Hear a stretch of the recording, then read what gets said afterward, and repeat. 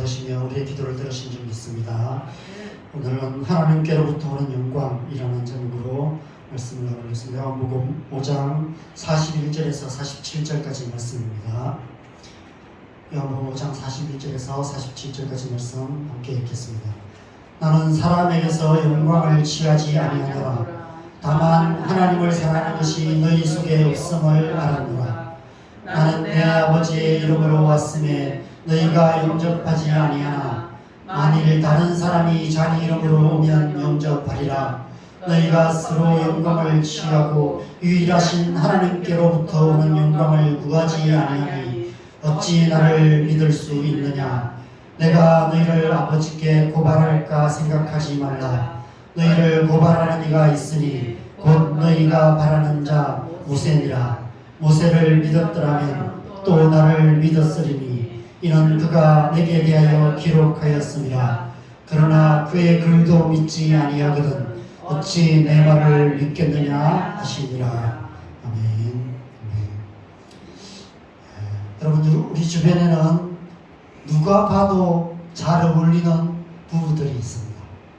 외모도 마치 친남매처럼 서로 닮았고 성격도 잘 맞아서 천생연분인 그런 부부들이 있습니다. 그런데 반대로 너무 안 어울리는 부부도 있습니다.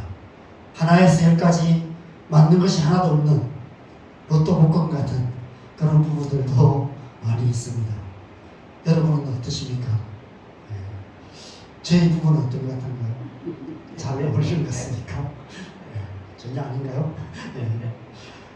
비유가 썩 적절하지는 않지만 오늘 본문에는 아무리 맞춰보려 해도 잘 안 어울리는 두 단어가 등장하고 있습니다. 영광이라는 단어와 고발이라는 단어입니다. 제가 이 말씀을 준비하면서 지난주 내내 이 두 단어를 어떻게 어울리게 할까 고민을 많이 했습니다. 근데 아무리 고민해도 잘 안 어울릴 것 같아서 차라리 본문을 두 주로 나누어서 이번 주는 영광에 대해서, 다음 주는 고발이라는 주제에 대해서 설교를 할까 이렇게도 생각을 해봤습니다. 그런데 예수님께서 이 두 안 어울리는 단어를 오늘 본문에 연이어서 말씀하고 계시는 이유가 있을 거라는 생각이 들어서 오늘 그 이유를 함께 생각해 보려고 합니다. 여러분, 성경에는 말로 설명하기 참 어려운 단어들이 많이 있는데 그 중에 가장 설명하기 어려운 단어가 영광이라는 단어입니다. 여러분, 영광이 무엇입니까? 여러분은 하나님의 영광이 무엇입니까? 라는 질문에 어떻게 대답하시겠습니까? 오늘 본문에서 예수님께서는 두 종류의 영광에 대해서 말씀하고 계십니다. 41절에 사람에게서 영광을 취하지 않겠다라고 말씀하십니다. 사람에게서 취하는 영광이 있고 44절에 하나님께로부터 오는 영광이 있다라고 말씀하고 있습니다. 땅으로부터 오는, 땅에서 오는, 땅에 속한 사람의 영광이 있고 하늘에 속한 하나님께로부터 오는 하나님의 영광이 있다라고 말씀하십니다. 예수님께서 사람으로부터 오는 땅에 속한 영광은 취하지 않는다. 거들떠보지도 않는다. 이렇게 말씀하고 계십니다. 여기서 취한다라는 헬라어 람바노라는 단어는 자신의 것으로 만들다, 붙잡는다, 얻는다, 획득한다, 이런 의미가 있습니다. 우리 사는 이 세상은 44절에서 말씀하시는 것처럼 서로 영광을 취하는 그런 세상, 땅에 있는 영광을 얻으려고 애쓰는 그런 세상, 사람에게서 영광을 구하고 사람에게서 영광을 얻기를 원하는 그런 세상입니다. 그래서 속된 말로 니 잘났네, 내 잘났네 하면서 그렇게 살아가는 세상이 바로 우리 사는 이 세상입니다. 사람의 영광이 무엇인가는 우리가 굳이 설명할 필요가 없을 것 같습니다. 우리는 이미 그것이 무엇인지 잘 알고 있습니다. 옛날 가문의 영광이라는 영화가 그렇게 흥행한 적이 있었는데 요즘도 시골 동네에 가면 이런 플래카드들이 붙어 있습니다. 누구누구 집 아들, 찬양, 사무관 승진, 사법고시 합격, 이런 플래카드들이 시골 동네에 가면 붙어 있습니다. 가문의 영광이죠. 자랑거리이기 때문에 그렇습니다. 입시철만 되면 학교 앞에 이런 플래카드들이 있죠. 누구누구는 서울대 합격, 누구 서울대 합격 축하, 경축, 이렇게 붙어 있습니다. 연고대, 의대, 문명 합격, 몇 회 졸업생, 사법고시 합격, 이런 플래카드들이 붙어 있습니다. 학교의 이름을 빛내는 그런 의미로 영광이라는 단어를 우리는 사용합니다. 지금 올림픽이 한창인데 올림픽에서 메달을 따면 자신에게만 영광일 뿐 아니라 나라와 민족의 이름을 빛내는 그런 나라의 영광이 되는 것이죠. 이처럼 이 세상은 사람에게서 영광을 취하는 세상입니다. 우리가 열심히 공부하고 길을 써서라도 세상에서 성공하려는 이유 중에 하나가 이 때문입니다. 요즘 아이들 가운데 가수가 되는 것이 꿈이고 탤런트가 되는 것이 꿈이고 유명한 연예인이 되는 것이 꿈인 아이들이 참 많이 있습니다. 왜 그럴까요? 사람에게 인기를 얻고 인정받고 그것이 영광이라고 생각하기 때문입니다. 사회적으로 성공하는 사람이 되어서 사람들의 눈에 많이 띄고 사람들에게 자기의 이름이 알려지고 사람들에게 인정받는 것, 그것이 살아가는 삶에 있어서 살아가는 중요한 이유가 되고 삶의 목적이 되는 것이 바로 이 세상이기 때문에 그렇습니다. 이 세상이 서로에게서 영광을 취하는 세상이기 때문에 그런 것이죠. 그런데 예수님께서는 그 사람에게서 영광을 취하지 않는다, 그런 영광은 그들도 보지도 않으신다라고 말씀하고 계십니다. 왜냐하면 예수님은 사람에게 영광을 취할 필요가 없으시죠. 하나님께로부터 오는 영광이 있기 때문이라고 말씀하고 계십니다. 여러분, 수천억, 수조원의 재산을 가진 갑부들은 그냥 몇백만 원, 몇천만 원 이런 것은 별로 그들도 보지도 않아요. 사업을 하는데 한 달에 몇천만 원 버는 이 정도 사업은 그들도 보지도 않습니다. 수천억, 수조원이 있는 사람들은 한 달에 몇백억, 몇천억을 벌 수 있는 그런 사업 정도는 돼야 뭔가 사업을 시도를 하지, 몇백만 원 버는 그 정도의 일은 그들도 보지도 않아요. 그죠? 관심도 없습니다. 그처럼 사람에게서 취하는 영광은 하나님께로부터 오는 영광에 비하면 아무것도 아니기 때문에 예수님께서 그렇게 말씀하십니다. 이 세상 모든 사람들의 영광을 다 합쳐도, 이 세상 모든 사람들의 인정과 존경을 다 받는다 할지라도 하나님께로부터 오는 영광에 비하면 바닷물에 한 바가지 물을 퍼내는 것에 불과하다라고 말씀하시는 것이 바로 오늘 본문 말씀입니다. 반대로 말하면 이 세상이 아무도 몰라주고 아무도 인정해주지 않고 심지어 멸시하고 핍박하고 십자가에 못 박아 버린다 할지라도 하나님께로부터 오는 영광은 조금도 줄어들지 않는다는 말씀인 것입니다. 그 영광은 무한한 영광이기 때문에 그렇습니다. 그렇다면 오늘 본문에서 예수님께서 말씀하시는 이 하나님께로부터 오는 영광은 구체적으로 무엇을 말씀하시는 것일까? 이것에 대해서 우리가 한번 질문해 보면 좋겠습니다. 안타깝게도 하나님의 영광이 무엇인가를 그 의미를 말로 충분히 설명할 수가 없습니다. 사람에게서 취하는 영광은 이미 설명드린 것처럼 우리가 말로도 어느 정도 설명이 가능합니다. 그러나 하나님의 영광은 말로 설명할 수가 없어요. 왜냐하면 하나님의 영광은 눈으로 볼 수 없기 때문에, 하나님은 보이지 않는 분이시기 때문에 그렇습니다. 하나님을 본 사람이 아무도 없기 때문입니다. 여러분, 영광이라는 단어는 그 단어 자체에 본다는 의미가 포함되어 있습니다. 봐야만 알 수 있는 게 영광이에요. 영광이라는 한자어를 보면 꽃필 영자, 빛날 광자를 씁니다. 빛광자를 씁니다. 꽃처럼 화려하게 피어서 빛나는 것, 그것이 영광입니다. 그래서 우리가 축하할 때 꽃다발을 주죠. 우리가 그 영광스러운 자리에 꽃다발을 줍니다.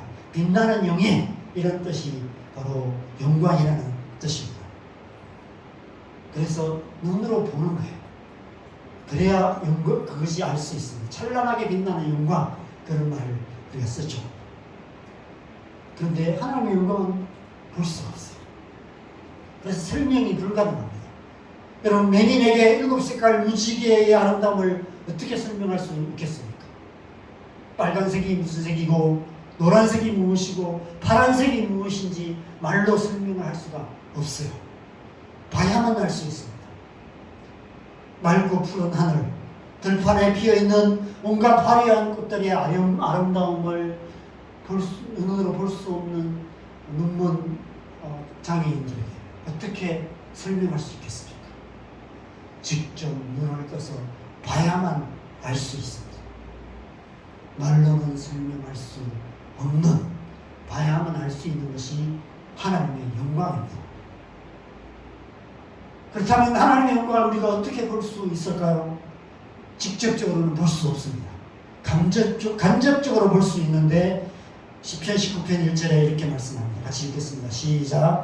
하늘이 하나님의 영광을 선포하고 북창이 그의 손으로 하신 일을 나타내는도다. 하나님께서 만드신 만물을 통해서 우리는 하나님의 영광을 간접적으로 볼 수 있는데 그것도 믿는 자만 볼 수 있어요. 믿지 않는 자는 볼 수가 없어요. 아무리 똑같이 산에 올라가서 천지 만물의 그 아름다움을 볼지라도 믿는 자는 그것을 통해서 하나님의 영광을 보지만 믿지 않는 자는 볼 수가 없습니다. 이 세상 만물 가운데 드러나는 하나님의 영광은 사실 하나님의 영광을 표현하는 꽃다발 같은 그런 의미가 일 뿐입니다. 하나님의 영광을 직접 볼 수는 없어요. 왜냐하면 하나님의 영광을 보고는 살 자가 없기 때문이라고 말씀하고 있습니다. 또 하나님의 영광이 무엇인지 알 수 있는 또 다른 길이 있는데 하나님의 영광을 간접적으로 눈으로 볼 수 있는 것이 천지 만물이라면 우리의 생각을 통해서 간접적으로 알 수 있는 또 다른 길은 성경을 통해서입니다. 성경에서 하나님의 영광이 무엇인지 말씀하시는 말씀들을 찾아서 보면 하나님의 영광이 무엇인지 우리가 알 수가 있어요. 성경에 하나님의 영광이라는 말이 쓰인 구절들을 다 찾아본다면 장님이 코끼리 다리 만지는 정도로 우리는 하나님의 영광이 무엇인지를 알 수 있습니다. 그래서 오늘 그 구절들을 한번 찾아보려고 했는데 이 영광이라는 단어가 들어있는 성경 구절만 400구절이 넘습니다. 그래서 그것을 다 찾아보면 설교 시간을 두세 시간을 설교를 해도 모자랄 것 같습니다. 그래서 오늘은 그냥 이 오늘 본문을 통해서 왜 예수님께서 이 영광이라는 단어를 고발이라는 단어와 함께 사용하고 계신지를 함께 생각해 보면서 예수님께서 말씀하시는 하나님께로부터 오는 영광이 무엇인지를 함께 생각해 보려고 합니다. 오늘 본문의 45절에 보면 고발이라는 단어가 있습니다. 이 고발이라는 단어는 앞에 본문인 영광이라는 단어와는 너무 안 어울리는 단어입니다. 내가 너희를 아버지께 고발할까 생각하지 말라. 너희를 고발하는 이가 있으니 곧 너희가 바라는 자 모세니라 라고 말씀하고 계십니다. 그러니까 지난주 본문에서 증인이라는 법정 용어가 등장했는데 오늘 본문에서도 고발이라는 법정 용어가 등장하고 있습니다. 그것은 오늘 본문 역시도 하나님의 심판과 연결되는 본문이라는 것이죠. 예수님께서 지금 한 가지를 쭉 말씀하세요. 지난주 본문부터 계속해서 이 45장 전체를 통해서 한 가지를 말씀하세요. 하나님의 심판과 구원에 대해서, 영생에 대해서, 안식에 대해서 말씀하고 계시는 것입니다. 그 말씀의 맥락 가운데서 우리가 이 말씀을 이해해야 된다는 것이죠. 마지막 날에 하나님께서 이 세상을 심판하실 것인데 오늘 본문이 이 고발장의 중요한 범죄 사실로 기록될 것이라고 말씀하고 있는 것입니다. 여러분, 우리가 범죄 행위가 있을 때 누군가가 고소나 고발을 하면 재판을 통해서 죄의 유무를 판결하고 처벌을 받게 됩니다. 여러분, 고소와 고발 차이가 뭔지 아십니까? 고소와 고발을 우리가 많이 사용하지만 비슷한데 약간의 차이가 있습니다. 고소는 피해 당사자가 가해자를 신고하는 경우 고소라고 합니다. 근데 고발은 피해 당사자가 아닌 다른 사람이, 이외의 사람이 범죄 사실을 발견하고 신고하면 그것을 고발이라고 얘기합니다. 예를 들면 내가 누군가에게 폭행을 당했거나 피해를 입으면 내가 그 사람을 신고해서 고소할 수 있습니다. 그런데 내 자신이 직접적인 피해를 입지는 않았지만 어떤 회사나 어떤 단체나 누군가가 불법 행위를 하는 모습을 보았을 때 그러니까 고발을 할 수 있습니다. 그것을 고발이라고 하는 것입니다. 예수님께서 내가 너희를 고발하지 않겠다라고 말씀하세요. 너희가 서로 영광을 취하는 것이 내게는 아무런 피해를 주지 않기 때문에, 예수님께는 아무런 피해가 주지 않기 때문에 그 예수님께서 그래서 고발이라는 단어를 쓰신 거예요. 고발하지 않겠다고 말씀하세요. 그런데 모세가 고발할 것이다 라고 말씀하세요. 대신에 모세가 고발할 것이다 라고 말씀하고 계십니다. 그렇다면 왜 모세는 고발을 할까요? 왜 모세가 고발을 할까요? 우리가 두 가지 이유들을 생각해 볼 수 있는데 연결해 보면 한 가지 이유가 됩니다. 출애굽기 33장 18절에 이런 말씀이 있습니다. 같이 읽겠습니다. 시작. 모세가 이르되 원하건대 주의 영광을 내게 보이소서. 주의 영광을 내게 보이소서라고 모세가 하나님 앞에 간절히 기도했습니다. 그러나 호렙산에서 하나님의 부르심을 받았을 때 떨기나무 불꽃 가운데 임하신 하나님의 영광을 보았습니다. 그 후에 하나님의 영광이 불타고 있는 시내산에 올라가서 40일을 하나님의 영광 가운데 있었어요. 이 본문 앞절인 11절과 17절에 보면 그는 자기 사람이 친구와 얘기함 같이 여호와께서 모세와 대면하여 말씀하셨다. 하나님을 대면했던 자라고 말씀합니다. 내가 이름으로 너를 알미다라고 하나님께서 친히 증거하셨던 사람이 모세입니다. 그런데 이 다음 절에 원하건대 주의 영광을 보게 달라고 간절하게 기도하고 있습니다. 그러자 하나님께서 이렇게 말씀하세요. 19절에 보면 내가 모든 선한 것을 네 앞으로 지나가게 하겠다. 빨리 지나가게 하겠다. 그냥 스쳐 지나가게 하겠다. 그렇게 말씀하세요. 왜냐하면 내 영광, 내 얼굴을 보지 못하리니 나를 보고 살 자가 없기 때문이다 라고 말씀하고 계십니다. 그래서 그 다음 절에 보면 너는 반석 위에 서라. 내 영광이 지나갈 때 내가 반석 틈에 너를 감추고 내 손을 덮었다가 내가 지나가고 나서 내 등을 볼 것이다. 내 얼굴을 보지 못할 것이다. 그렇게 말씀하십니다. 그리고 그 다음 장에 보면 여호와께서 그 앞으로 지나가시며 선포하신 말씀을 듣습니다. 그리고 지나가시는 하나님의 영광의 뒷모습을 보게 됩니다.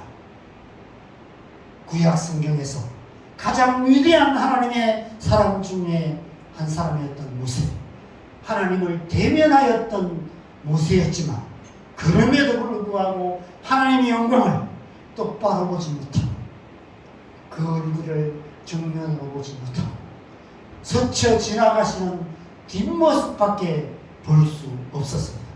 왜냐하면 하나님의 영광을 보고는 살 자가 아무도 없었기 때문입니다. 그런데 오늘 예수님께서 유일하신 하나님께로부터 온 영광을 구하라 하고 말씀하십니다. 예수님께서 말씀하시는 유일하신 하나님께로 오는 영광이 무엇을 말씀하실까요? 요한복음 1장 14절입니다. 같이 읽겠습니다. 시작. 말씀이 육신이 되어 우리 가운데 거하시매 우리가 그의 영광을 보니 아버지의 독생자의 영광이요 은혜와 진리가 충만하더라. 바로 유일하신 하나님의 아들 예수 그리스도 자신을 말씀하고 계시는 것입니다. 지금 하나님의 영광이 너희 앞에 나타나 있다 라고 말씀하신 거예요. 모세가 그토록 보기 원했지만 뒷모습밖에 볼 수 없었던 하나님의 영광이 육신을 입으시고 이 땅 가운데 오셔서 지금 너희 앞에 나타나 있다라고 말씀하고 계시는 것입니다. 그런데 그들이 지금 하나님의 영광을 보고도 믿지 못한다는 것입니다. 지난주 말씀에서 너희가 성경에서 영생을 얻는 줄 생각하고 성경을 연구하노니와 이 성경이 곧 내게 대하여 증언하는 것이다. 그러나 너희가 영생을 얻기 위하여 내게 오기를 원치 아니하더라라고 말씀하셨습니다. 오늘 본문 마지막 46절 47절에도 동일한 말씀을 하세요. 같이 읽겠습니다. 시작. 모세를 믿었더라면 또 나를 믿었으리니 이는 그가 내게 대하여 기록하였습니다. 그러나 그의 글도 믿지 아니하거든 어찌 내 말을 믿겠느냐 하시니라. 모세가 그토록 보기 원했던 하나님의 영광을 뒷모습밖에 보지 못해서 모세가 성경에 기록을 합니다.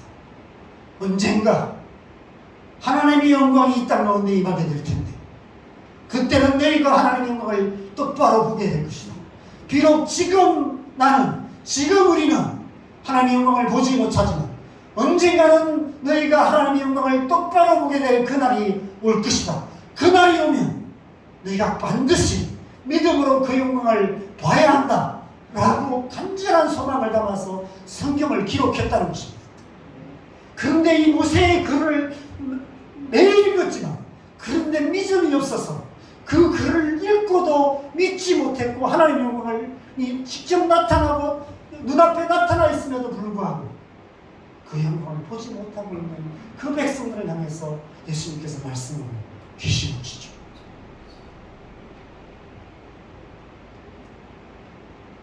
나중에 요한복음 11장 40절에서 죽은 나사로를 살리시면서 네가 믿으면 하나님의 영광을 보리라 이렇게까지 말씀하세요. 죽었던 나사로까지 살리시면서 믿으면 하나님의 영광을 보리라. 그런데도 그들은 끝내 믿지 않았습니다. 그래서 예수님을 믿지 않는 그들을 모세가 고발할 것이라고 말씀하시고 그래서 하나님은 심판을 받게 될 것이라고 말씀하신 것입니다. 모세만 고발할까요? 다윗도 고발할 것입니다. 시편 63편 1절 2절 말씀 같이 읽겠습니다. 하나님이여 주는 나의 하나님이시라.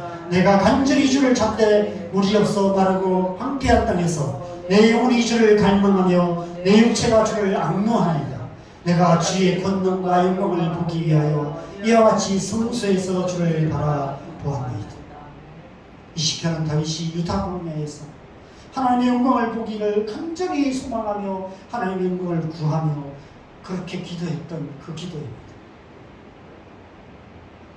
그토록 간절하게 하나님의 영광을 구했지만 그럼에도 불구하고 그 역시도 하나님의 영광을 보지 못했습니다.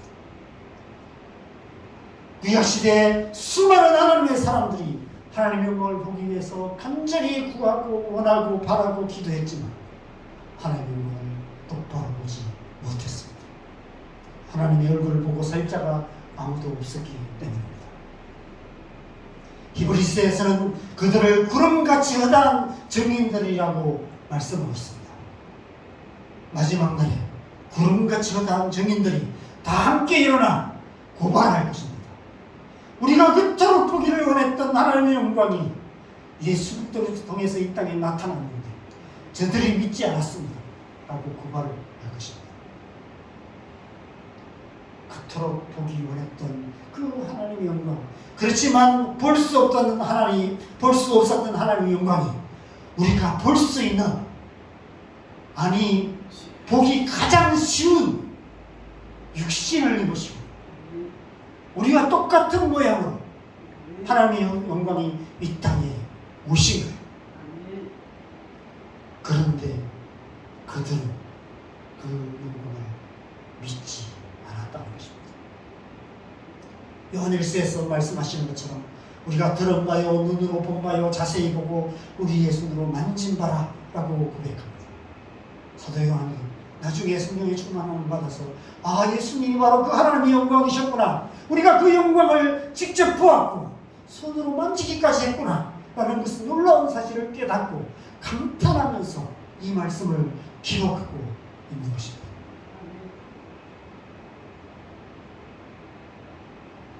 귀로 들었고 눈으로 보았고 자세히 보고 손으로 만지기까지 했지만 그럼에도 불구하고 그 영광을 믿지 않았습니다. 왜 믿지 않았을까요? 여러 가지 이유들을 말할 수 있지만 오늘 본문에서 예수님께서 직접적으로 말씀하시는 가장 본질적인 이유가 있습니다. 42절입니다. 같이 읽겠습니다. 시작. 다만 하나님을 사랑하는 것이 너희 속에 없음을 말합니다. 그들 안에 하나님을 사랑하는 마음이 없었기 때문입니다. 여러분, 우리는 사랑하는 사람을 보기를 간절히 원합니다. 유튜브 영상들을 보면 외국 군인들 가운데 해외에 파병 갔다가 몇 년 만에 깜짝 귀국하여서 가족들에게 깜짝 등장하는 그런 감동적인 영상들이 있습니다. 사랑하는 아들, 또 사랑하는 남편, 사랑하는 아빠, 엄마가 몇 년간 해외에 파병되어 있다가 온다는 소식도 없이 갑자기 나타나서 사람들이 막 가수들이 환호하고 놀라고 막 이렇게 안기고 하는 그런 감동적인 영상들이 유튜브 영상이 많이 올라와 있습니다. 제가 본 영상 중에 미국의 한 초등학교에서 해외 파병 갔던 여군이었던 것 같아요. 엄마가 이렇게 몇 년 만에 깜짝 귀국했어요. 그런데 이제 엄마가 이렇게 곰 모양의 인형탈을 쓰고 아이들 모여 있는 그 어떤 강당 같은데 이렇게 와서 이제 아들 앞에 앉았어요. 아들 이렇게 책상 건너편에. 그래서 아들이 이제 곰 인형을 쓴 어떤 사람이 오니까 장난꾸리 아들이 뭐 이렇게 곰 얼굴도 때리고 이런 장난을 쳤어요. 근데 갑자기 이제 그 엄마가 곰탈을 벗으니까 엄마라는 사실을 발견하고 막 비명을 지면서 막 이렇게 달려와서 안기는 굉장히 감동적인 영상을 제가 본 적이 있습니다. 우리나라의 프로그램 중에도 한국 와서 일하는 외국인 노동자들, 그 아이들과 가족들을 이렇게 초청해서 이렇게 몰래카메라처럼 깜짝 등장시키는 그런 프로그램이 있습니다. 몇 년 만에 사랑하는 아이들을, 또 가족들을 만나는 장면이 아주 감동적인 그런 좋은 프로그램입니다. 이런 좋은 프로그램들이 많이 만들어지면 좋겠다 이런 생각이 들어요. 여러분, 분명 그들은 매일 밤 전화로 통화도 했을 것입니다.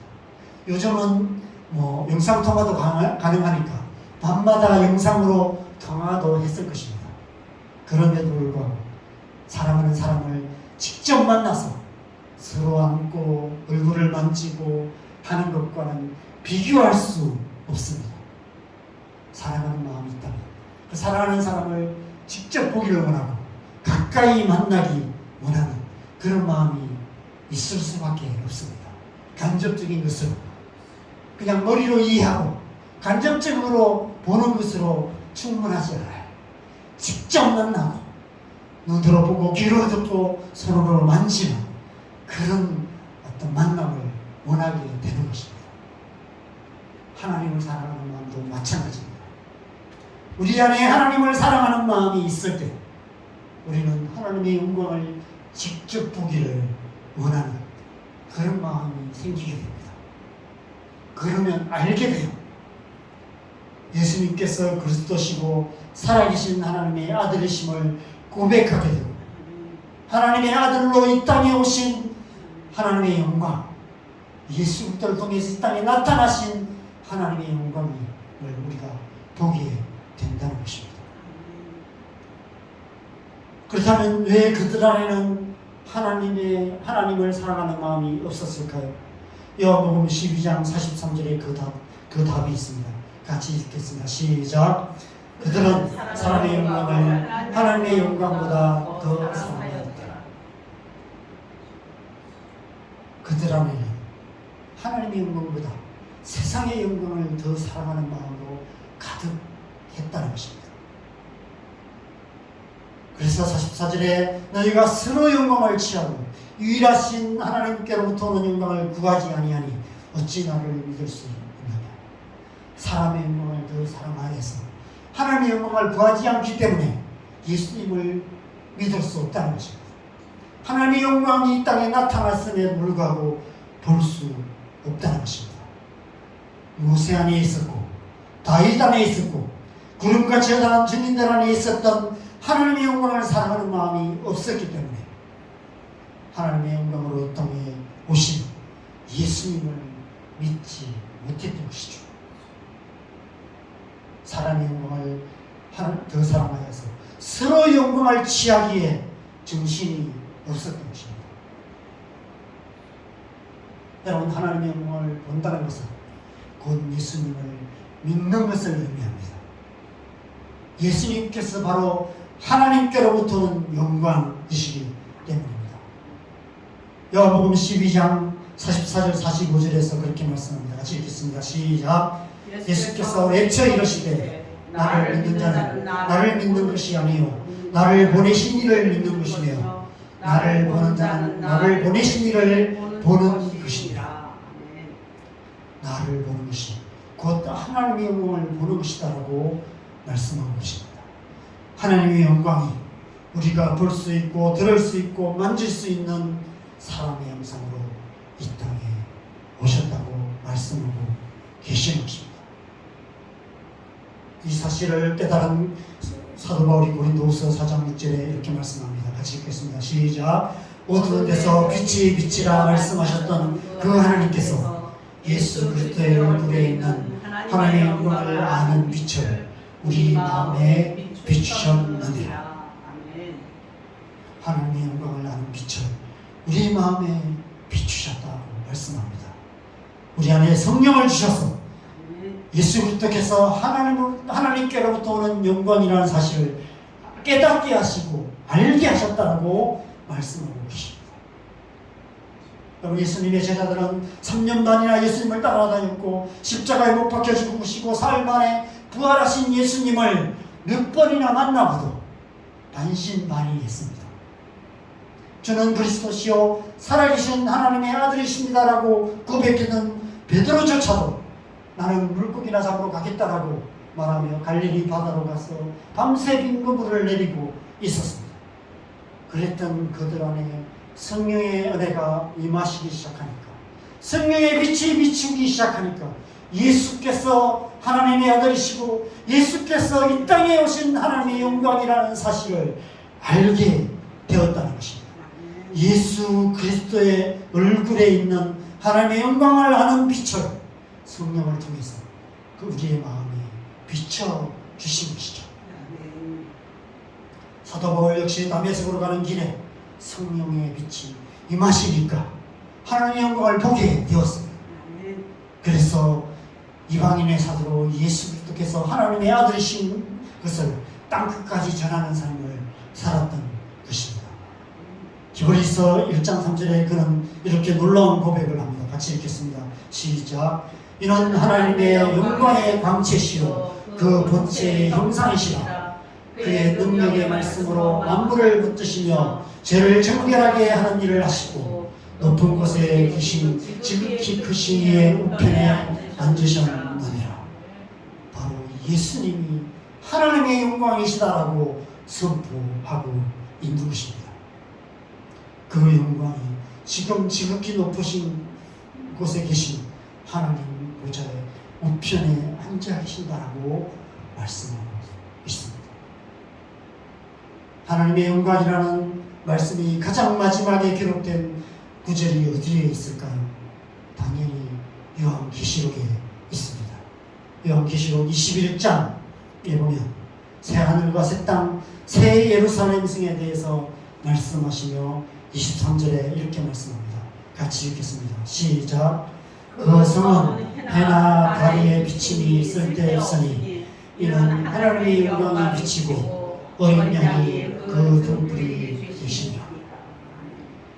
해나 달의 비침이 쓸데없다.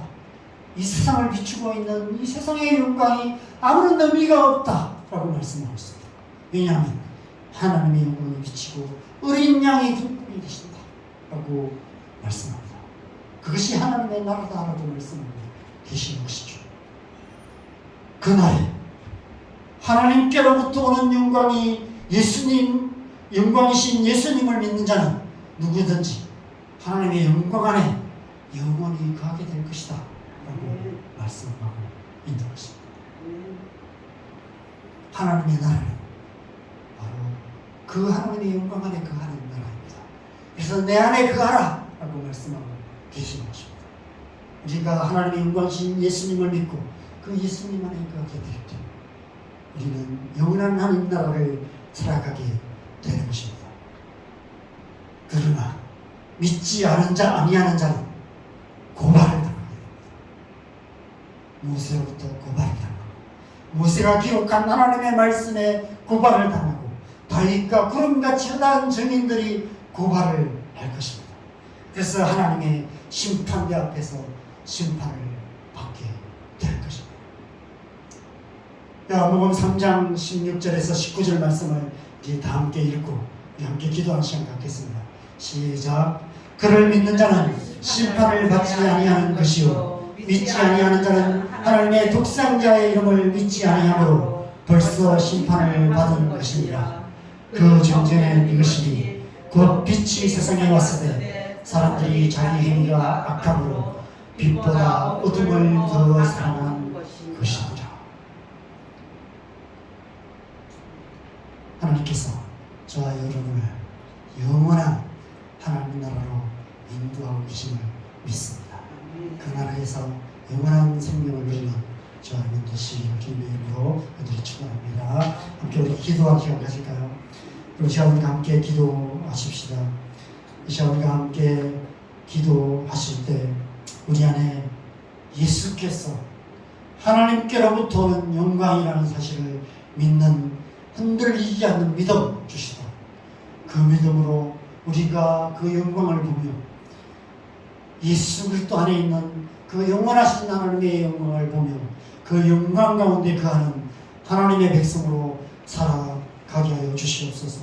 우리를 주의 성령으로 충만하게 하여 주셔서 성령의 빛을 비추어 주셔서 우리가 날마다 그 예수 그리스도 안에 있는 하나님의 영광을 보며 하나님의 백성으로서 하나님의 백성답게 이 땅을 살아가게 하여 주시옵소서. 시간 주님의 은혜를 구하면서 함께 기도했으면 좋겠습니다. 기도하시겠습니다.